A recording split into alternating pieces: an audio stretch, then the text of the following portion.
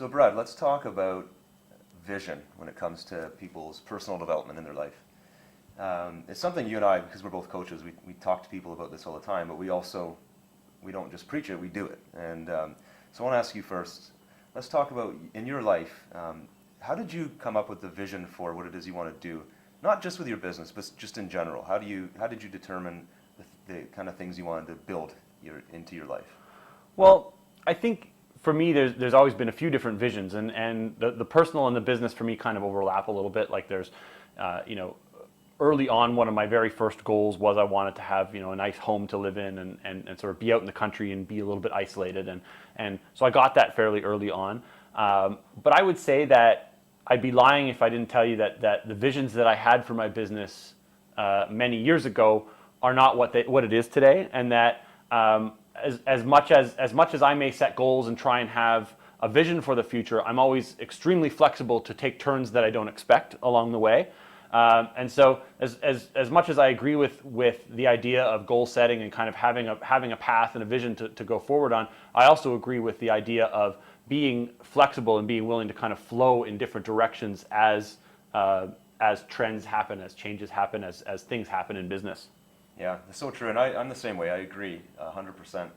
And what I find is that even if you talk about goal setting, goals will change, and you can take as many goal-setting programs as you want, but the truth of the matter is you'll hit some of them, you're going to miss some of them. Yep. But what I think the one constant, or it could be a collection of constants sort of underneath the surface, is almost like your personal value systems, the things that are unchangeable about your mindset and what's important to you in your life. So for example, for me, I left a corporate career to become an entrepreneur. It's not the easiest thing in the world to do, but I was prepared to take on that challenge because for me, it's more important to have the creative freedom. And there's so many other things, we can get into a big discussion about it, but that's sort of one of my personal values that I couldn't compromise any longer. So I had to leave that job and start a business because it's just part of who I am. And that is part of forming your vision. I think you would agree with that too. And for like yourself, you're a vegan. That's something you couldn't compromise, obviously. You've been doing it for 13 years. Yeah. So when it comes to understanding an individual person's vision, I think it's just almost comes down to having an honest discussion with yourself. What are the things about you that you can't compromise? Yeah, so you're right. I mean, it's important to define what you want almost as much as it is important to define what you don't want or what you won't settle for or you won't compromise for. I think that's absolutely key. I certainly have my own list of things that I won't settle for, and I think everybody does. But a lot of the time, especially when money's involved, and as an entrepreneur, the conversation that we have sometimes is that money can be tight. You can be in situations where you need money, and so sometimes your need for money can get in the way of your ability to stick to your values. But that's the time when you have to stick to them the most, and you have to kind of really be focused on your core values and not compromise them. Yeah, absolutely.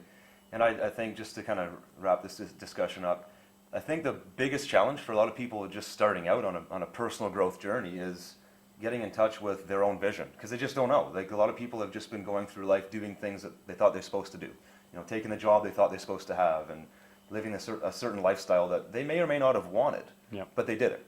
And the first step to sort of discovering your own vision is to get in touch with yourself. And the way to do that, both you and I have done this, and we've coached many people through it, is doing some kind of goals setting exercise, but at a broader level. We did the 100 life goals. And remember, you had a lot of fun doing it, so did I. We blogged about it.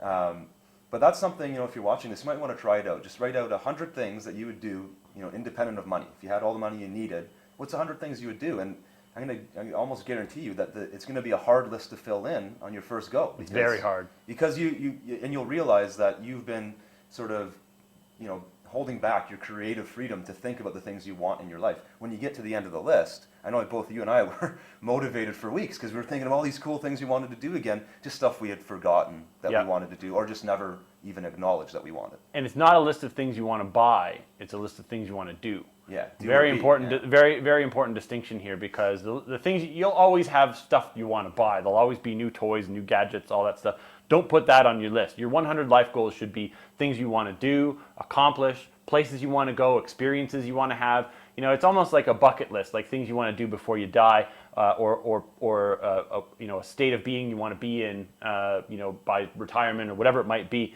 And it's going to be a really difficult list to make. You'll get through the first half without too much trouble, but the second half will be tough, and don't give up on it. You've definitely got to get through to the full 100. You actually discover and learn a whole lot about yourself when you get to like number 75, and 80, and you're kind of like really struggling to look for those things. And it's actually a lot of fun to go through that exercise, because it's sort of like that. People buy lottery tickets and then they'll sit back and they'll play the "what if I won the lottery" game, and they'll sort of pontificate on what they would do with the money. And the 100 life goals gives you that experience as well, and it sort of puts you into that euphoric state of already kind of experiencing some of those things, and it can motivate you. Absolutely. So think about that for your own vision.